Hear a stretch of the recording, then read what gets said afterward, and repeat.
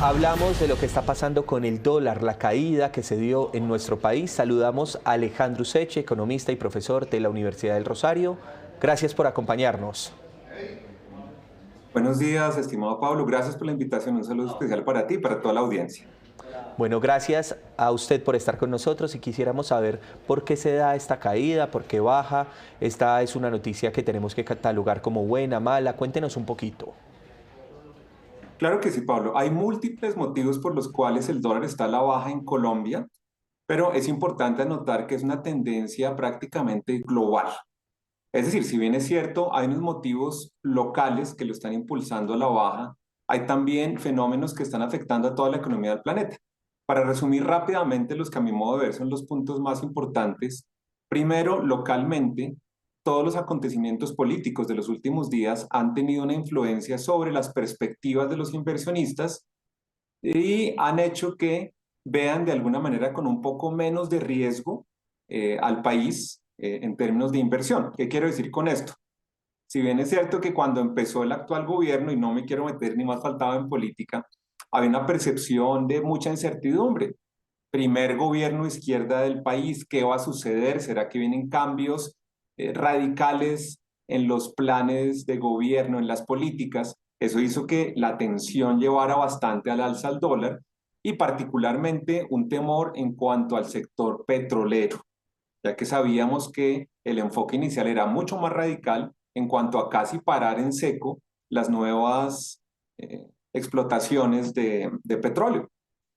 Sin embargo, los últimos hechos en Colombia de dificultades para la aprobación de las reformas que ha propuesto el gobierno en el Congreso, y también hay que mencionarlo, las marchas de los últimos días en el país han mandado un mensaje a estos inversionistas que hay unos contrapesos al gobierno y que esas reformas radicales de las que había en ciertos sectores miedo, pues seguramente no van a desarrollarse por lo menos en la magnitud que podrían haber presentado.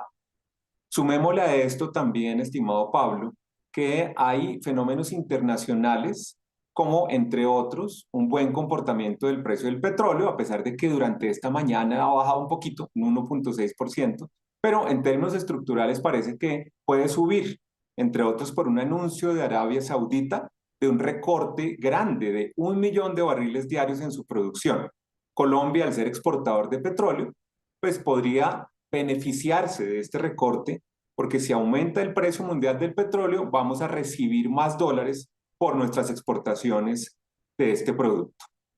Sumémosle a Está, eso además también que hay unas percepciones, aunque son mezcladas de Estados Unidos, pero hubo algo bueno y fue la aprobación de un nuevo techo de la deuda, con lo cual el gobierno estadounidense pudo salir de un posible incumplimiento que hubiera sido catastrófico para la economía del planeta. Entonces, para no alargarme, esos son varios motivos que han llevado a la percepción de que van a entrar más dólares a Colombia, de que ciertos factores importantes se están comportando mejor como mecanismos de atracción de inversionistas al país, y muchos entonces, cuando ven que el dólar está bajando, empiezan a vender y hacen que presenciemos lo que se está viendo en este momento, y es un dólar pues bastante más bajo de lo que se esperaba. Le estaba preguntando yo al inicio que entonces, por ejemplo, con esta caída, este bajonazo en el dólar, ¿quiénes se ven beneficiados básicamente, Alejandro? Claro que sí, es excelente ese comentario, Pablo, porque esta es una moneda en la que hay que ver las dos caras.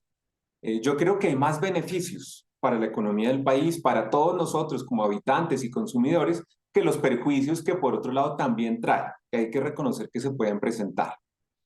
Entonces, si vamos a noviembre del año pasado, llegamos a un dólar de más de 5.100 pesos. Hoy estamos en el escenario contrario, por lo tanto también hay personas que en uno o en otro salen ganando o perdiendo. Un dólar más barato primero le conviene mucho a quienes son importadores de mercancías o compradores de productos importados. Y esto se transmite directamente al costo de esos importados y al precio al que los consumidores lo compramos. Entonces piensen ustedes en que miren a su alrededor. Hay muchísimas cosas de las que están todos los días en nuestra casa que son importadas. Ahí ven la imagen y me parece muy acertada. Computadores, equipos electrónicos, celulares. Todo esto es importado y el hecho de que el dólar esté más barato nos puede ayudar a conseguirlo de aquí en adelante algo más barato, estos productos. También cuando pagamos servicios por internet, la cuenta nos puede llegar un poquito más bajita. Comprar aplicaciones, suscribirnos a ciertas plataformas que esté el precio expresado en dólares, pues ahora puede ser algo más barato. Entonces creo que es una buena noticia para nosotros como consumidores, porque compramos muchas cosas importadas en el país. Esto de la mano podría generar también un freno en alguna proporción a la inflación tan alta que estamos viviendo. Buena noticia también para deudores en dólares. Si alguna compañía, alguna familia había tomado un préstamo en dólares, pues hoy el préstamo se le abarató. Y en esto incluyámonos todos, porque es que la deuda externa de nuestro Estado colombiano en últimas la pagamos nosotros como contribuyentes. Entonces un dólar barato hace que el costo en pesos de la deuda externa caiga y esto aliviana un poco esa presión de pronto de que tengamos otra reforma tributaria o algo por el estilo. Pues creo que es buena noticia también por ese lado. Mala noticia para empresas pequeñas, medianas, grandes que exporten, porque ahora por cada dólar ya no recibirán 5.000 pesos como el año pasado, sino alrededor como está ahora de 4.100, 4.200.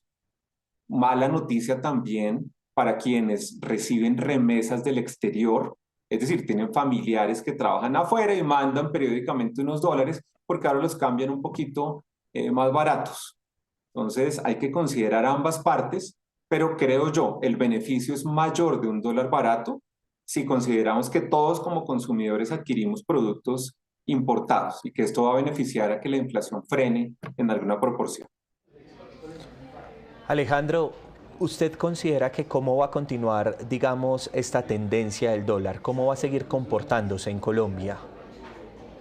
Esa es muy buena pregunta y, estimado Pablo, de las más difíciles de contestar. Lo primero es que Colombia es un país que se caracteriza en su mercado de dólares por ser uno de los más volátiles, ni siquiera de la región latinoamericana, sino del planeta. Y por lo tanto, hacer pronósticos se dificulta mucho. Tengamos en cuenta que durante este último año, el dólar ha fluctuado entre 3.700 y 5.100, es decir, un rango supremamente alto, supremamente grande. Pero para aventurarnos un poco, mirando las expectativas de los mercados y los estudios que firmas muy serias publican en Colombia, que centros de investigación o las áreas de investigación económica del sistema financiero, lo que se prevé es que en el corto plazo, es decir, de aquí a los próximos días, semanas, el dólar incluso pueda seguir bajando de precio. Ya hay muchos que están diciendo que el dólar va a costar menos de 4.000. De hecho, en la jornada de ayer se negociaron dólares a 4.085 pesos, o sea, ya muy cerca de ese límite de 4.000 e incluso un poco menos. Entonces, algunas firmas de inversión dicen que lo que viene es una baja todavía del dólar durante un tiempo. Otros, aunque son la minoría en este momento, esperemos a ver, dicen que a cierre del año el dólar puede estar en 3.900.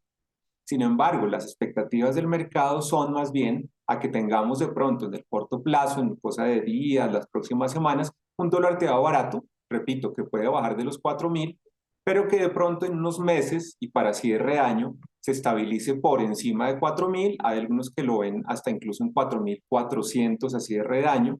Yo me atrevería, Pablo, a dar una cifra que a cierre de año puede estar por el orden de los 4.200. Pero repito, en un mercado tan volátil, es difícil dar una estimación que llegue a ser precisa.